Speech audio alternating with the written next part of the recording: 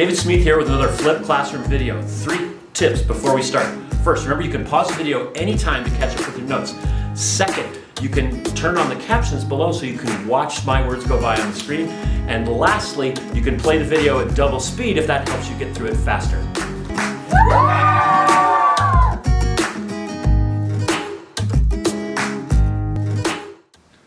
Today, we're going to talk about quadratic models. So these are your x squared type equations. Chances are you've played around with quadratics already in your math career. Here we're going to take them into IB land. So this lesson is an introduction to all of that, so let's take a look. Quadratic functions have this form.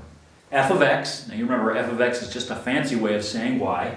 F of x equals ax squared plus bx plus c. So it's got one term with an x squared. It's got another term with an x. And then the a and the b are coefficients in front. So this could be 2x squared minus 3x. And then the c is just a constant, just a single number. Now there's some conditions here on what a and b and c can be.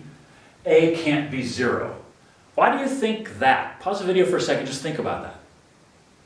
Okay, if a was 0, you wouldn't have an x squared term because it'd be 0 times x squared, which is nothing, and a quadratic has to have an x squared term. So a can't be 0. B and c can be 0, that's fine. And that would give you the simplest quadratic, which is this one, y equals x squared. In fact, you're going to probably hear me say this several more times in this unit. Every parabola is directly related to this very simple parabola. Sometimes I call this the mother parabola. In fact, every parabola is kind of identical to that if you shrink them down or blow them up, but more on that later. Okay, the other condition is that a, b, and c have to be real numbers. And if you recall, a real number is any number that you can graph on a number line. So even irrational numbers are real numbers. We might not be ever able to say all the digits of pi, but we can point to it on the number line. It's there on the line. So that's why pi is a real number, even though it's irrational. Okay, so these are all the conditions and the format. Let's take a look at what happens when we graph a quadratic equation. And those graphs, as you probably already know, they make parabolas. I've drawn 2 here to point out some key points. This one opens up, okay? It's an upward opening parabola. That means that the a is positive, you probably remember that. And each parabola has this thing called an axis of symmetry. It's a vertical line that goes right through the center of the parabola. And the reason it's called axis of symmetry is that if you reflect this limb across the axis, it will perfectly map onto that limb. So a consequence of this is that if you have a point here, you're going to have another point exactly across, and they're going to have the same y value, not the same x value. And if you recall, that's a many-to-one relationship, which is allowed for a function. And indeed, these are functions. Now, if you look at the downward pointing parabola, it has this same characteristic. It's got this axis of symmetry, vertical axis of symmetry. And again, if you reflect the points across, you're going to see that there's always a corresponding one on the other side with the same y value for a different x. Now there's another important thing here. We talked about the axis of symmetry. There's the vertex. Now the vertex is also called a turning point. And that makes sense because here the parabola is a decreasing function, but as soon as it hits this vertex right there, it starts increasing again. So this upward parabola works that way. The downward pointing parabola is the opposite, whereas the function is increasing until it hits the vertex, the turning point, and then it starts going down.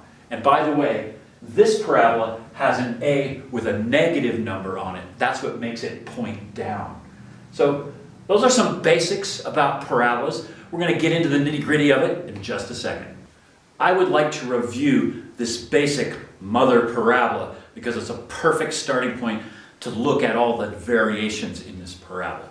So let's take a look. This is the most simple quadratic function. Actually, let me write it in function notation because that's what we're doing here. So this is f of x equals x squared. Now I'm going to do this the old style hand graph way. If you have your GDC, you can just simply plug this in there and you're going to get the graph. But I think understanding where the points come from and how to do a hand graph helps understand the whole situation. So I'm going to pick some values for x, run them through my function, get my y values, and then we'll graph them. And for this parabola, I can just do a nice spread of points from -2 to 2. Now if I square -2, put it in there, I get 4. If I square -1, I get 1. 0 squared is 0. 1 squared is 2. And 2 squared is 4. Now these are all coordinate points that lie on the graph of the parabola. So I'm going to graph these points, and then we can connect the dots and make our parabola. So -2, 4, right up there. -1, 1 is right there. 0, 0, 1, 1, and 2, 4. So there are these 5 points. They're graphed, and I think you can start to see how to connect those up as a parabola.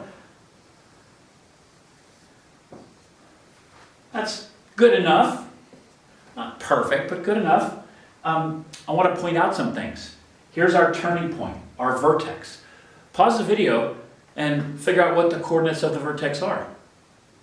Okay, you can see that pretty clearly in the table of values. We're decreasing 4, 1, 0. Did you catch my mistake? That should be 1.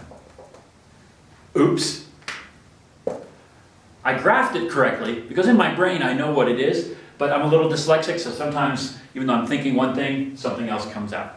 So anyway, back to that point. You can see that 0 is the turning point because it decreases 4, 1, 0, but now it's going back up 1 and 4. So you can see right there that that's the vertex. And when we graphed it, guess what? It turned at 0, 0. So that makes sense. So here's the thing. This parabola does not have an a in front of the x squared, which means a is 1. So whenever you have that, you have this basic relationship. Wherever the vertex is, your next 2 points are left 1, up 1, and right 1, up 1. So I say over 1, up 1. If this parabola was facing downward, if this was negative on the x squared, then it would be over 1, down 1 on both sides of the vertex. So that's good to know. It's helpful in terms of understanding quadratic equations. Let's talk about what a good parabola graph has. And I've got a bunch of bullet points here. Let's go through them. First one, make sure your curve is accurate. If you're pulling it off your GDC, make sure you do a good job of drawing exactly how that curve works. If it's a narrow parabola, make sure you've got that, you've captured that. If you're graphing it by hand and making a hand graph, just make sure you plot your points first on the graph and then carefully sketch your parabola to go through those points. Second thing, you want to label the coordinates of the x and y intercepts clearly on your graph. And so an x-intercept is going to show up as some x, comma 0.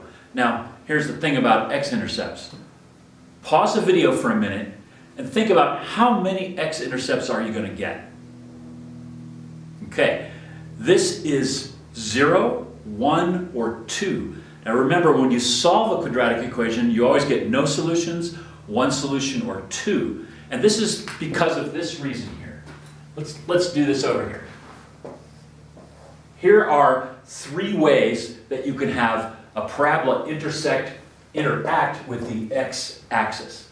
It could be like down here or up there, in which case there's no x-intercepts, right? It's not going to cross the x-axis.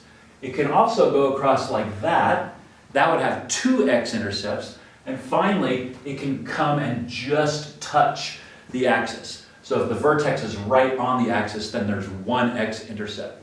So whichever case you have, if you have x-intercepts, you want to kind of notice those points and write the coordinates of them. Okay? Y-intercepts. Pause the video for a minute. How many y-intercepts are there? Okay, let's see how you did. There's 1. How about this one? Does that have a y-intercept?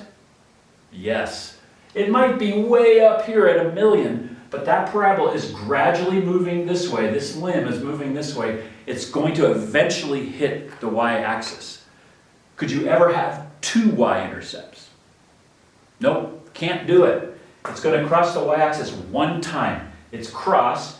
This limb is getting further away from the y-axis, and so is that one. So it's never going to cross the y-axis twice. Okay, so now we've got that, and that coordinate, of course, is going to be 0 for x, because x is 0 when you cross the y-axis, and then whatever the y-coordinate is. Okay, coordinates of the vertex. We've talked about that. If you have a vertex right there, you want to say what the coordinates are. Give me the x, y coordinates. That's pretty simple. Okay, last one. This one can be a little tricky. You want to state the domain and the range. Now remember, the domain is the independent variable. It's the input for the function. You get to pick that, and in fact, that's all real numbers. You can put any real number in for x. Now it will spit out a y, and the y's are where we might have limitations. But the domain for any quadratic function is negative infinity to positive infinity. That's like basically all real numbers.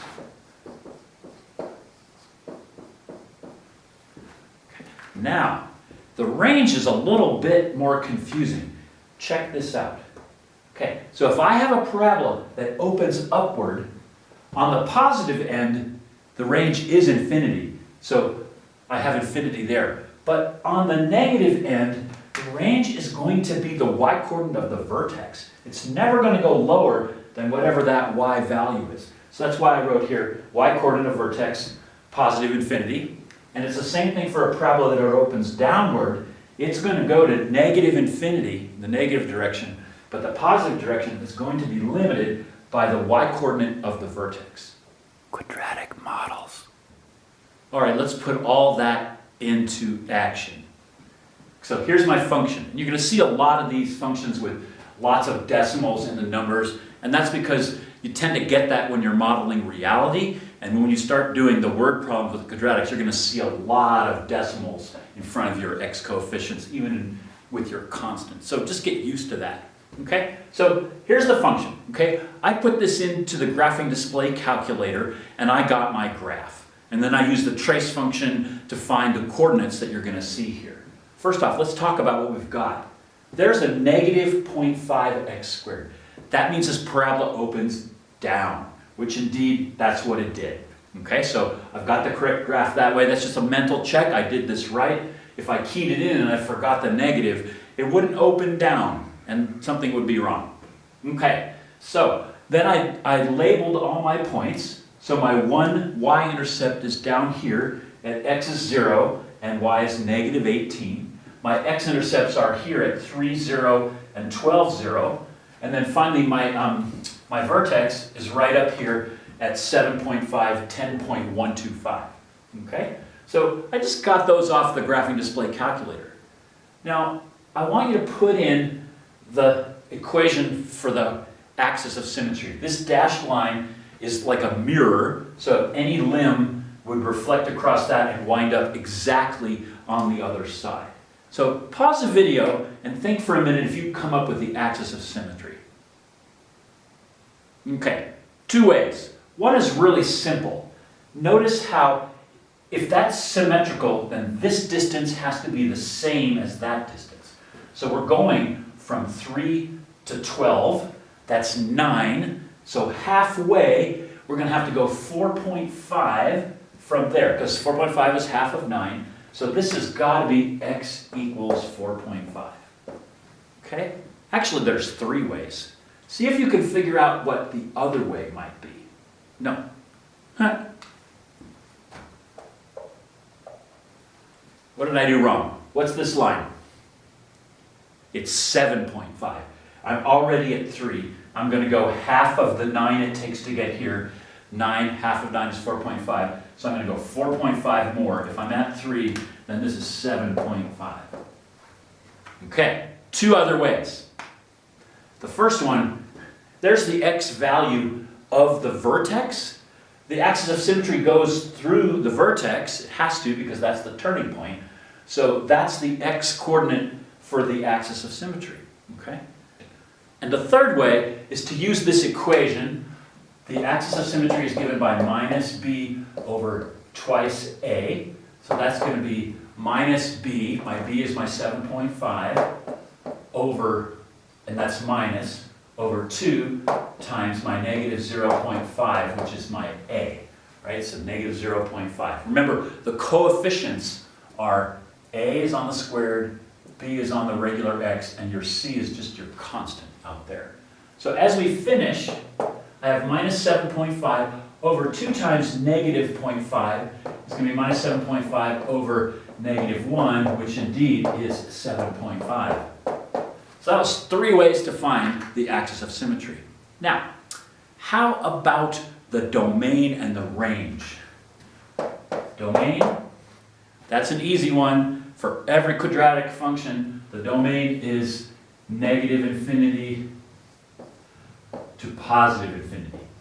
You could also just say all real numbers. That's fine. Now the range is going to be a little different.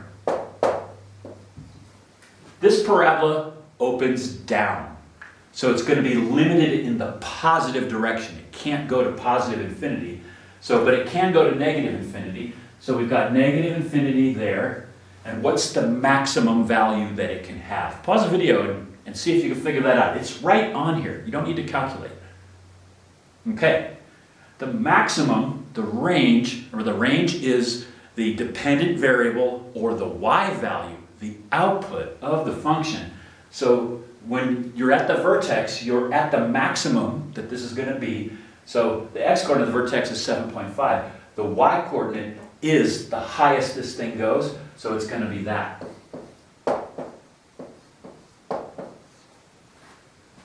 And there you have it.